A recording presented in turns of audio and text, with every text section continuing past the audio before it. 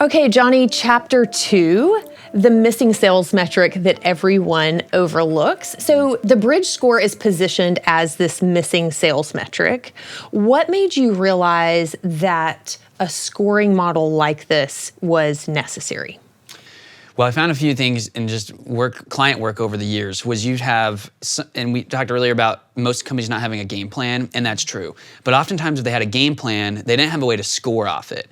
And then the organizations that were scoring, they weren't really tying it to the right game plan. And so the bridge score is this idea where if we know the bridge and the bridge selling framework, if those are the 6 things that we should be doing in a sales conversation, how do we equate that to an objective scoring formula to where not only are we doing the right things in principle and in action, but we're measuring it the right way. And so one of my favorite things to do when I speak or run a workshop is you'll stand up in front of sales leaders and ask, what are your favorite sales metrics to track? And usually I'll have someone stand up and we'll do a list on a whiteboard or a flip chart, and we'll get to 10 or 12 that are really good, helpful things to track.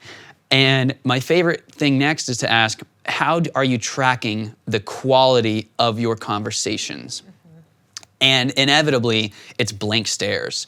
And the answer is always someone will point back to one of those other lag measures and say, oh, well, if we're advancing this way or we're closing at this rate, we know our conversations are good. Or if a deal closes, we know it's good.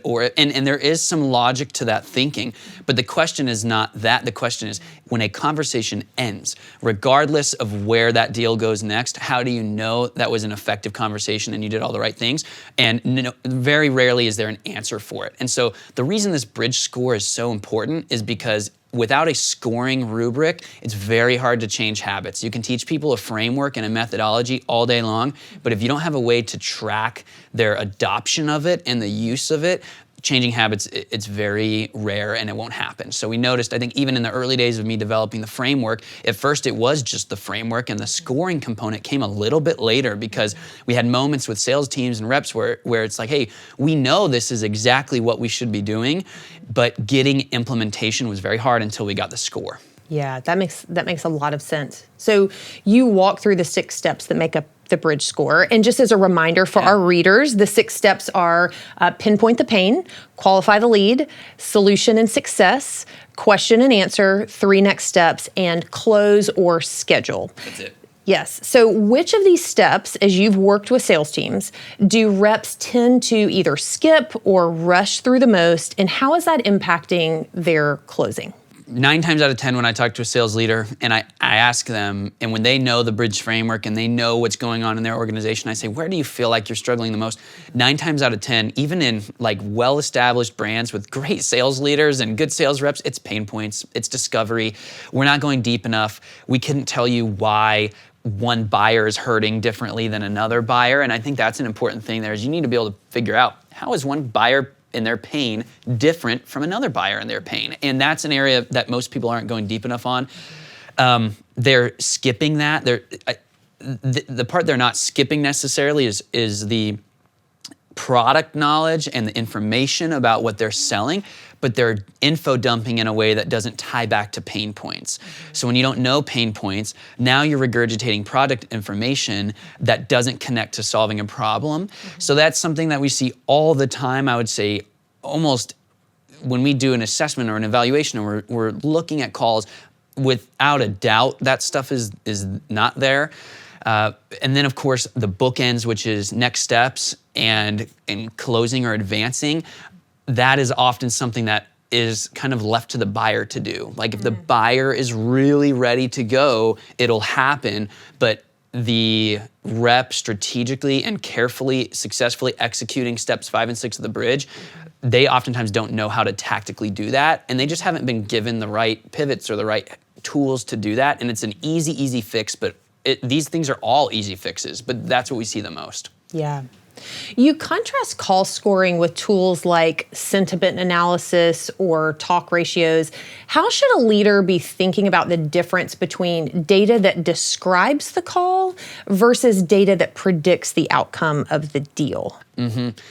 Well, depending on your tech stack and the organization you're at, you may have nothing. And that is okay. You may also have data and analytics and conversation intelligence coming out of your ears. And that can also be great, but sometimes it can have a lot of, it can confuse people. It can be not as effective. So the way we like to think of it is there is no right or wrong with this stuff. If you have all the bells and whistles, amazing. You should find a way to use it and you should leverage it.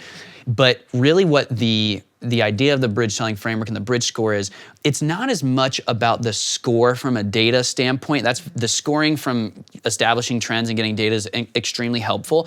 But it's the idea that we're not going to rely on this software, this call recording software, to help us advance deals after the fact. It's the idea that we're going to go into our conversations. All of our reps are going to go into every conversation knowing exactly what do I need to do and what is my goal here.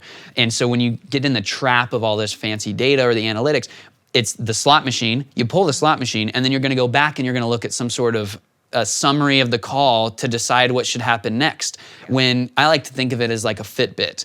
If you have a Fitbit, or I feel like that might be even an outdated analogy now, maybe some sort of smartwatch, Apple Watch, and it's tracking all of your health data, that's amazing. That's a great tool. But if you don't have something to tell you what to do for your workouts, and you're not gonna get up off the couch and go do the workout, and you're not gonna know how to move your body and get fit and execute on a fitness plan, all that data you're capturing, it's just the data of you sitting on the couch or the data of you eating things you shouldn't be eating, right? And so the conversation intelligence tools and sentiment analysis and talk time ratios and all those things can be great.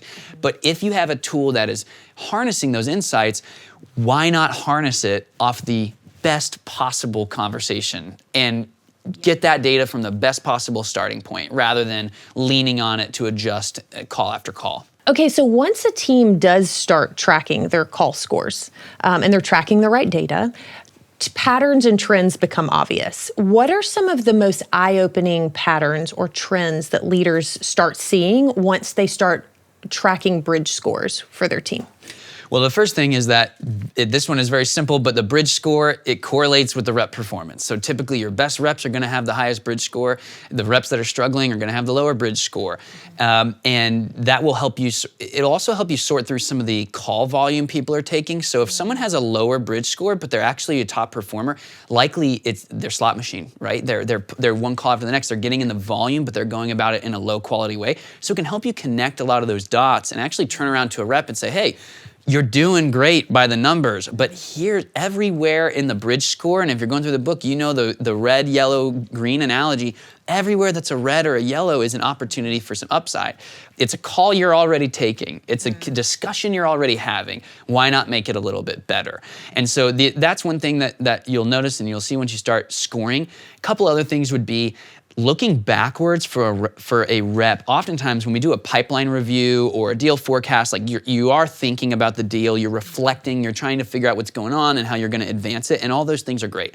But even getting down to the conversation level and looking across the bridge score, every single time you look at the bridge score of a conversation, it correlates to where that deal has advanced. Like it works. And so when you sit down with a rep, and if the rep they're leaning on a gut feeling or they're guessing as to why a deal has stalled, go back to that bridge score. And whether you're doing it on a whiteboard or a spreadsheet or just in dialogue, walking a rep through those 6 steps, it's going to tell you exactly where there could be fogginess or confusion from the buyer or a misstep in execution from the rep that has caused a deal to stall. The last thing is that usually low scores, I've experienced this in some, like with some sales leaders or working with reps, you wanna be careful because chances are if you're reading this book, there's something wrong with your sales calls, right? And you wanna get better at them. And so you're gonna have a lot of low bridge scores. And you might have people on your team that you love and respect and that you admire, but you may sit down with them and say, hey, there's a lot of red here or yellow here. And what I have found is almost every time, reps with the right attitude, sales leaders with a friendly demeanor, those low scores, it's actually a motivator and it brings a lot of clarity to the rep. So it's not something that is this bad, negative, a painful performance review. It's an actual game plan. You're giving your team a literal roadmap to close more in the most simple and easy to follow way. And so that's something that I would just encourage leaders in, is that don't be afraid of those conversations, because that's a starting line. That's not looking backwards in to crack the whip. It's a starting line to a new, fresh future. So those are some of the things that jump out there. That's all really helpful, Jonny. So let's now dive into chapter 3, where we're going to go even deeper around the right way to score sales calls.